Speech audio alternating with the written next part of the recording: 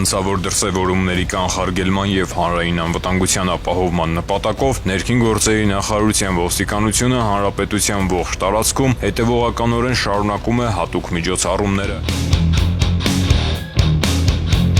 Ներքին գործերի նախարարության ոստիկանության ծառայողները շրջայցեր և ստուգողական գործողություններ են իրականացրել բակային տարածքներում, հավաքատեղիներում, հանրային այլ վայրերում, ուշադրության կենտրոնում պահելով հնարավոր իրավախախտումներն ու հանցավոր դրսևորումները։